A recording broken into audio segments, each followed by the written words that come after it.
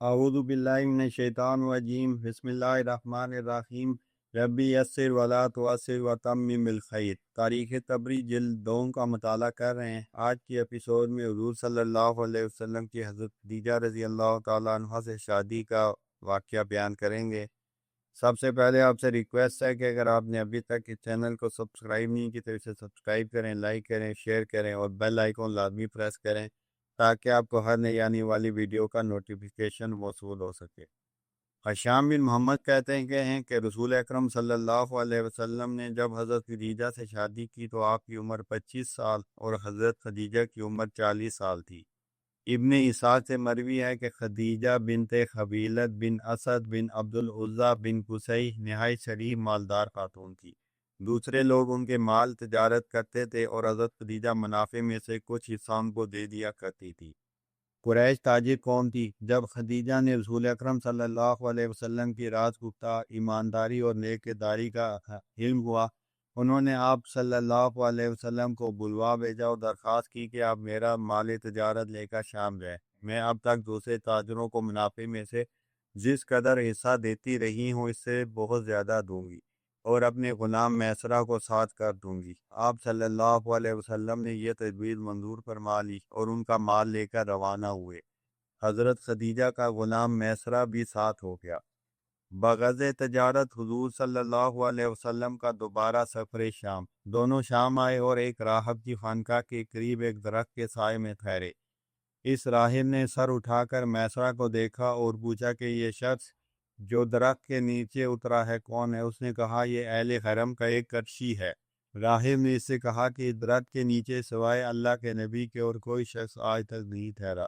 رسول اکرم صلی اللہ علیہ وسلم نے یہاں لایا ہوا مال فروخت کر دیا اور جو خریدنا تھا اسے خرید لیا۔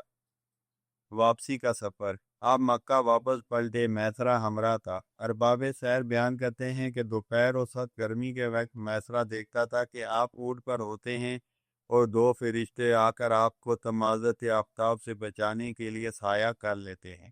آپ خدیجہ کے پاس مکہ آئے، انہوں نے اس مال کو جو آپ شام سے لائے تھے بیچا تو اس سے دگنا نفع ہوا۔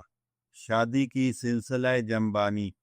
میسرہ نے حضرت خدیجہ سے راہب کا قول بیان کیا اور آپ پر فرشتوں کو سایہ کرتے دیکھا تھا۔ وہ بھی کہا خدیجہ ایک تجربہ کار، ہوشیار اور شریف خاتون تھی، نیز اللہ نے ان کی قسمت میں اور بھی کرامت اور سعادت مقدر کی تھی۔ یہ سن کر انہوں نے رسول اکرم صلی اللہ علیہ وسلم کو بلایا اور ان سے کہا اے میرے چچا زاد، میں تمہاری قرابت، شرافت، نسب، امانت، حسن اخلاق اور راست بازی کی وجہ سے تمہاری گرویدہ ہوں۔ میں تمہارے ساتھ شادی کرنا چاہتی ہوں۔ خدیجہ اس زمانے میں قریش میں سب سے زیادہ ندیب، شریف اور دولت مند خاتون تھی۔ ان کی تمام قوم ان وجوہ سے ان سے شادی کرنے کی متمنی تھی۔ جب انہوں نے رسول اکرم صلی اللہ علیہ وسلم سے شادی کی خواہش ظاہر کی، آپ نے اپنے چچاؤں سے اس کا ذکر کیا۔ آپ کے چچا حضرت حمزہ بن عبد المطلب آپ صلی اللہ علیہ وسلم کے ہمراہ خویلد بن اسد کے پاس گئے اور اسے شادی کا پیام دیا۔ اس نے حضرت خدیجہ رضی اللہ تعالی عنہا سے کی، رسول اکرم صلی اللہ علیہ وسلم سے شادی کر دی۔ حضور صلی اللہ علیہ وسلم کی اولاد کا ذکر۔ ابراہیم کے علاوہ آپ علیہ السلام کی تمام اولاد زینب، رقیہ، ام کلثوم، فاطمہ، قاسم، طاہر اور طیب یہ سب حضرت خدیجہ رضی اللہ تعالی عنہا کے بطن مبارک سے ہوئے۔ قاسم کے نام سے آپ کنیت کرتے تھے۔ قاسم، طاہر اور طیب عہد جاہلیت ہی میں مر گئے۔ البتہ آپ کی تمام صاحبزادیوں نے اسلام کا عہد پایا اور وہ مسلمان ہوئی اور انہوں نے آپ کے ساتھ ہجرت کی۔ آپ صلی اللہ علیہ وسلم کی شادی کے متعلق غلط روایات۔ ابن شہاب زہری اور دوسرے اہل مکہ نے بیان کیا ہے کہ حضرت خدیجہ نے رسول اکرم صلی اللہ علیہ وسلم اور ایک دوسرے قریشی کو سامان تجارت دے کر سوک حباسہ کو جو تہامہ میں واقع ہے بھیجا تھا، اور خویلد نے ان کی شادی رسول اکرم صلی اللہ علیہ وسلم سے کی اور مکے کی ایک اجمی باندی نے یہ رشتہ طے کرایا تھا، مگر واغری اس کے متعلق کہتا ہے کہ ہمارے نزدیک یہ بیان بالکل غلط ہے۔